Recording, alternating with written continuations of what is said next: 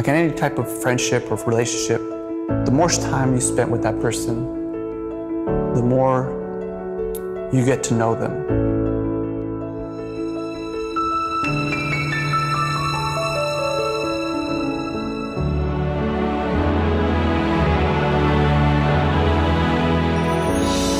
I grew up in a very traditional Mexican family.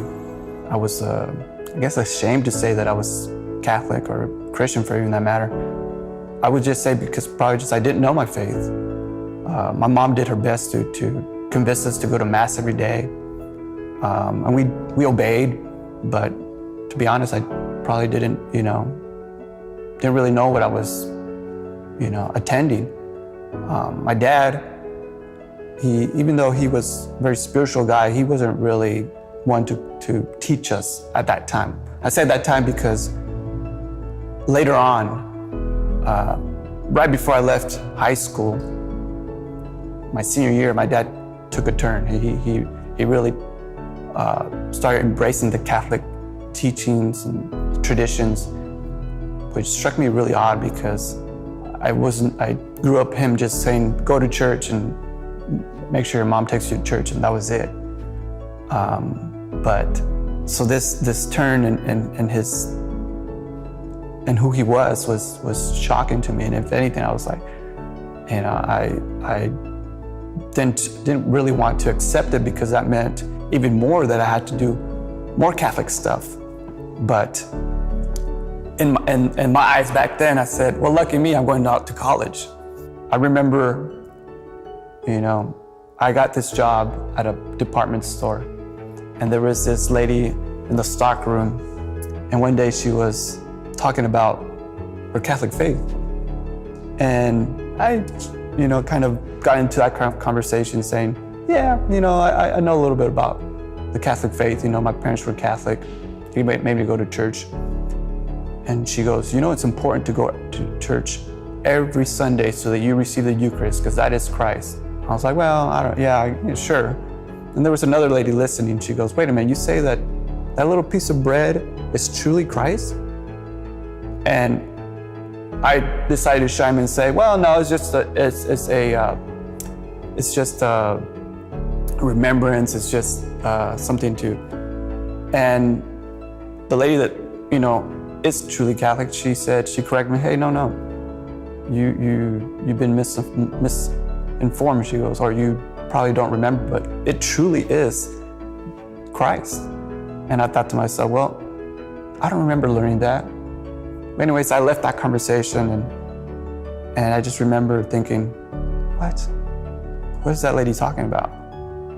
I grew up Catholic, but I don't remember really hearing that or understanding that. One day, I saw this documentary. And this documentary impacted me so much, not because of its beauty or its information, but it impacted me because of its confusion and its fear that it brought on to me.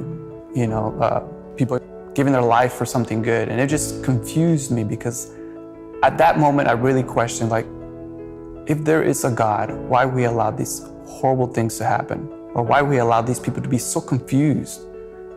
And it was from then on that I didn't know how to get those answers or those questions answered.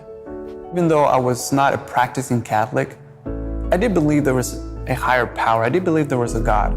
But after watching this horrible documentary and seeing all this horrible stuff happen to this community of people that thought they were following their faith and they're totally blindsided, I thought, is there really a God? Because I didn't have those answers. But one day I decided, you know what? I need to do it. So I Googled Bible study, the answers to a lot of our problems, and you hear it's the Bible. I wanted to learn more about the Bible. And I saw a few Bible study groups. I went to a few non-Catholic. A lot of our Protestant brothers and sisters have amazing Bible studies, a good community of hungry people, and that was good. But I remember that lady telling me the Eucharist is truly Christ. And I thought, well, if that is truly Christ, maybe I need to pay him a visit. So I started going to Mass, started to receive the Eucharist that really started healing me little by little. Later on, I found out that it was only through him that I knew I would learn how to truly love. And I started to go to Adoration. And Adoration, how would I say, it definitely got me closer to God. There was a time that I was needing answers or just clarity. And it was particularly in a relationship that I wasn't sure that was gonna grow or was right, or we were right for each other. And like I mentioned earlier, like in any relationship, the more time you spend with someone, the more you can get to know that person, and the more that relationship grows. Well, I really felt that I had to grow with Christ. And so during that time, I spent a lot of time in adoration. And times it was just prayer. Other times it was asking questions, asking what do I do, Christ? Do I continue this relationship? Am I gonna find someone? Am I gonna lead her in the right direction? Is she gonna be okay? And all these questions. And other times I go there in just pure silence.